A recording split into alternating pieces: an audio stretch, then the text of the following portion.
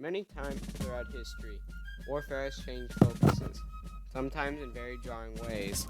An example was when people progressed from using swords and bows to muskets and cannons.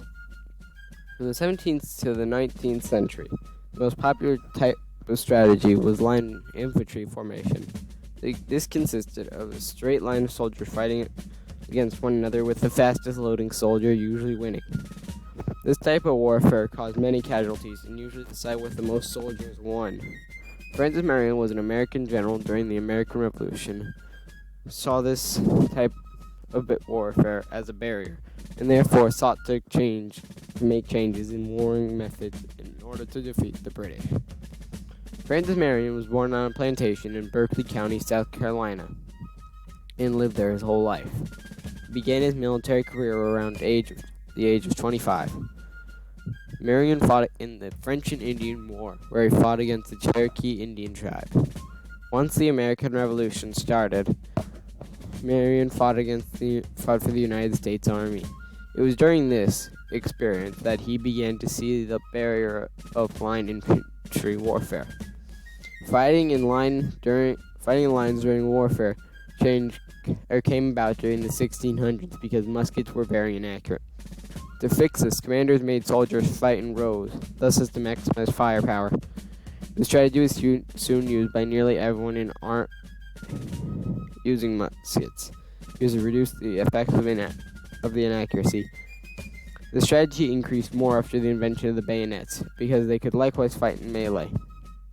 For more than 200 years, this type of warfare was used with little to no change, despite the increase in casualties during the wars.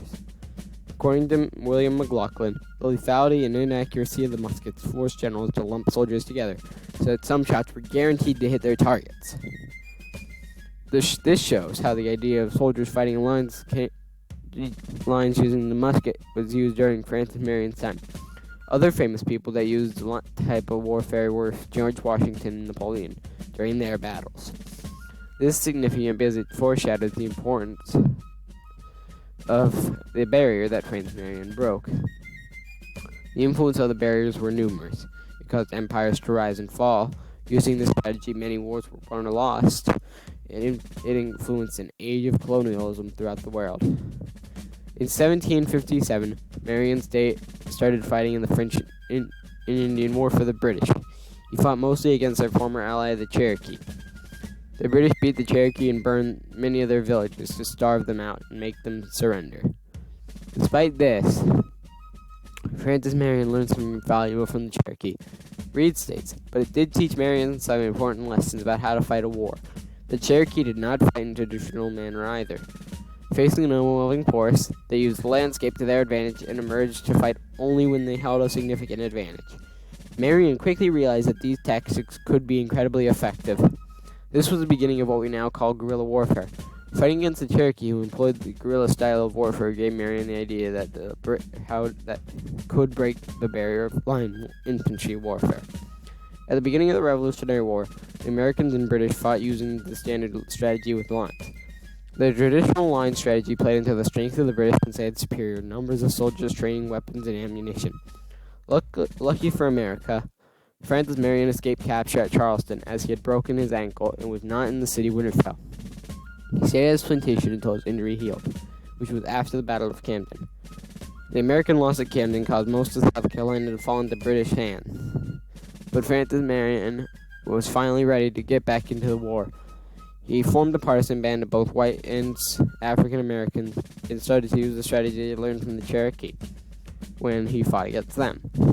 Based upon this strategy, he used the landscape to ambush the British in quick attacks that did not allow the British to use their line strategy, and retreat quickly back into the swamps and woods of South Carolina. After Bannister Tarleton chased Marion for a long way through the swamps, he was credited with saying, "But as for this darn old fox, the devil himself cannot catch him." After this, Marion became known as the Swamp Fox.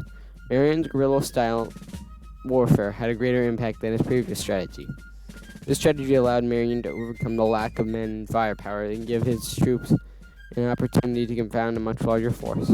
This is significant because it tells how Francis Marion learned to use guerrilla warfare and how he earned his nickname. The impact of this was that since Francis Marion learned guerrilla warfare, he was able to use it in the American Revolution and overcome a traditional barrier of line warfare. Although Francis Marion wasn't the only Revolutionary era figure to use irregular troops and guerrilla tactics, he certainly used them most famously and to greatest effect as he fought against the British occupation of South Carolina. Marion combined to great effect the key elements of stealth, agility, and attention to terrain. These were tactics that he learned from the Cherokee, who he fought against as a young man in the French and Indian War. Marion's exploits confounded the British. They struck fear into local Tories, and the mystique of the swamp fox brought hope and security to the Patriots. Marion's partisan band stayed within South Carolina, and his force, along with a few other partisan troops, would be the only American force standing between control of South Carolina and the British.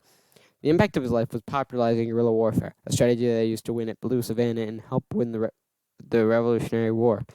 Francis Marion was a very important military leader who broke barriers of conventional warfare at that time.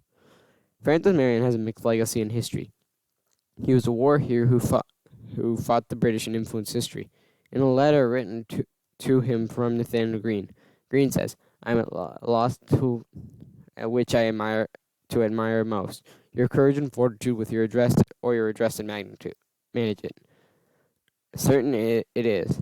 No man has a better claim to public thanks than you. History affords no instance wherein an office has kept possession of a country under so many disadvantages as you. Surrounded on every side with a superior force, hunted from every quarter with veteran troops, you have found means to elude their attempts to keep your life the expiring hope of the oppressed militia." However, Marion was a slave owner for his entire life and did not oppose owning slaves. He was also brutal against the Cherokee, who he fought against in the French and Indian War, and he helped create the Trail of Tears that sent natives away from their home. Francis Marion would burn down entire villages in hopes of starving the people and kill his enemies and killing innocent people. In the article, South Carolina Revolutionary War Heroes General Francis Marion says some Brits still feel pangs of resentment from Marion's guerrilla stylings. British author Neil Norman, writing in the Evening Standard, called Marion a thoroughly unpleasant dude who was basically a terrorist. This shows his mixed legacy amongst people today. This also shows how some people will claim that Francis Marion was not as important as he was.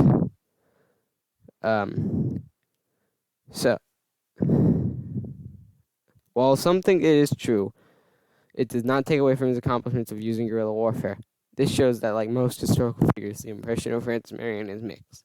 He did a great deal of good, like revolutionizing guerrilla warfare and changing the way warfare worked, but also did a great deal bad, like owning slaves and burning Cherokee villages. Francis Marion was a very important military general who changed the common form of warfare forever. If Francis Marion never existed, the world would be a very different and changed place. All information probably would still be used, as it was phased out during World War I because of improvements in artillery and because of the death toll it caused. For example, the line formation cost the French 200,000 casualties within the first few months of the war. However, before World War I, guerrilla warfare helped win wars. If Francis Marion had not popularized guerrilla warfare, it probably would not be used nearly as much. Instead of guerrilla warfare, a different strategy of warfare likely would have been used, like trench warfare or blitzkriegs. South Carolina would have fallen to the British because at one point only Francis Marion and his partisan band were defending South Carolina. If South Carolina fell to the British, they could focus on moving north to North Carolina and Virginia, increasing the likelihood that the United States could have lost the war. Only with Francis Marion, the United States could have won the war. Francis Marion changed the world by breaking the barriers of conventional warfare. After the war, Francis Marion went back to rebuild his plantation, married his cousin, served as a South Carolina state senator, and died at 63. He will forever be known as a swamp fox, the controversial man who broke conventional warfare barriers and popularized guerrilla warfare for both the United States and Europe.